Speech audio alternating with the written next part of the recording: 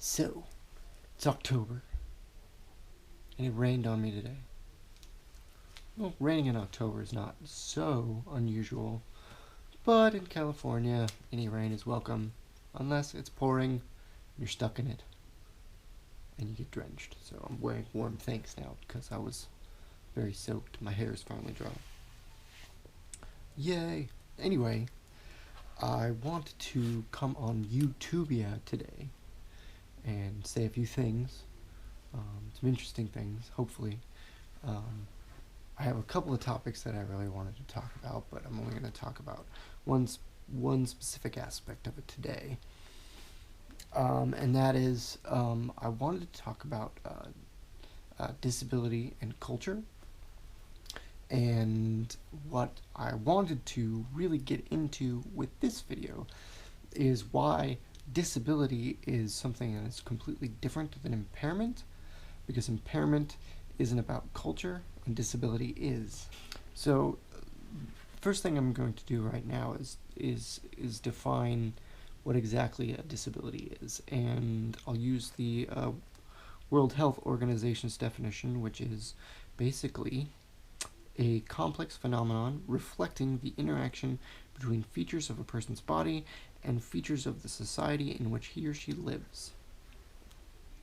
And that's an important idea to understand, because while an impairment is oftentimes a feature of someone's body, a disability is the interaction between the features of that person's body and the features of the society, culture, and environment that that person lives in. So a disability changes or exists or does not exist in cultures and environments where what the impairment that might be the root of the disability in the person is something that is deemed disabling to that culture the person lives in. I'm going to pose a couple of scenarios for you just to illustrate kind of what I mean by that. A little round knob might thwart me sometimes, but a knob on a door that is basically a lever doesn't. So while my hands don't work properly for a round knob, a lever knob is non-disabling. My impairment doesn't even factor into the equation with stuff like that, but a round knob prevents me from going through a door. That has nothing to do necessarily with my impairment, but the fact that my impairment and the interaction between that specific technology is a mixed match. And I want to give another example that I gave in a paper that I wrote, not maybe like a couple years ago now. When my younger sister gave birth to her first child, she went to a hospital where the emergency room and the maternity ward were up a half story, the entrance to it. Now, this is a hospital, a place where pregnant women and injured people and disabled people and all of this stuff are going to get treated. And they decided the best design was stairs, just to get into the building.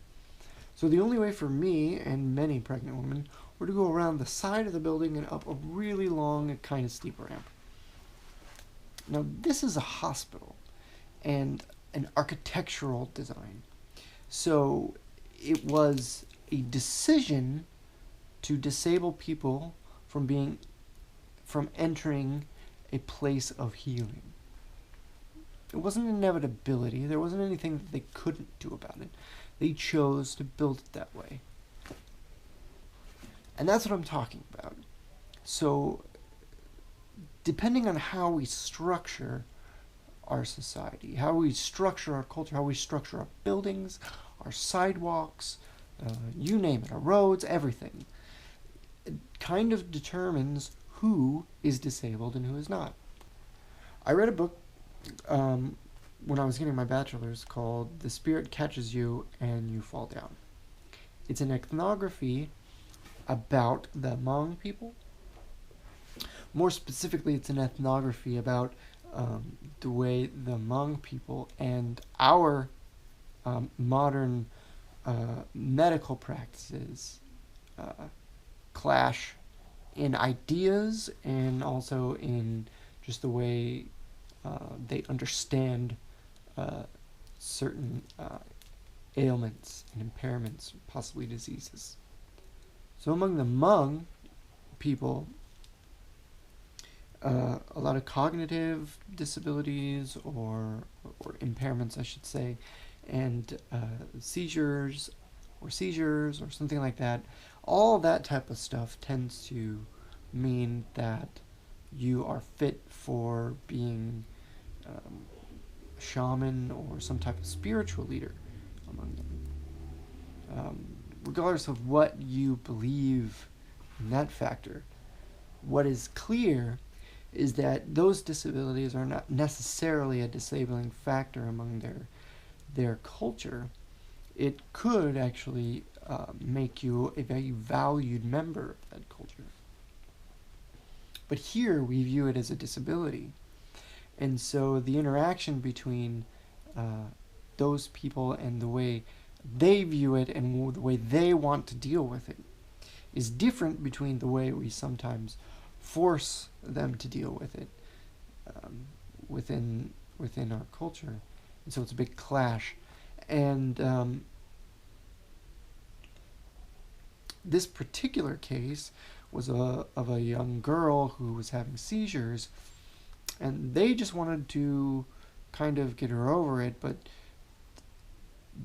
the parents were forced to take her a lot of times to a doctor and give her medication and stuff like that. And as it turns out, towards the end of the ethnography, what the ethnographer discovered was that through all this stuff, part of what made the girl as sick as she was that our doctors actually did make a mistake. And it wasn't that the Hmong were bad parents and they weren't taking care of their child. It was the fact that we actually messed up. And it was our doctors who caused some of the problems. And our inability to see their point of view kind of prevented the doctors from being able to see this. And so sometimes impairments and things like that become disabling because we go out of our ways to try to fix it. And we don't always do a very good job of it. So sometimes it's actually okay to let an impairment stand. And just deal with the task then of getting them through the environment and letting other people in the culture know that it's not really that big of a deal. They're a completely functional person for the most part. It's like I broke my neck. My disability and my impairment is entirely physical. My disabilities that are caused through the culture are all mostly environmental and getting around and doing certain things. Some of it are health-wise, but that's mostly what it is. But I had difficulty getting into GE courses when I started going to college because a disabilities counselor didn't believe I was smart enough because I was in a wheelchair. There's nothing wrong with my brain. Absolutely nothing wrong with it. So there is a lot of stigmas and misinformation about impairments that tend to cause disability, and that can only be addressed through culture.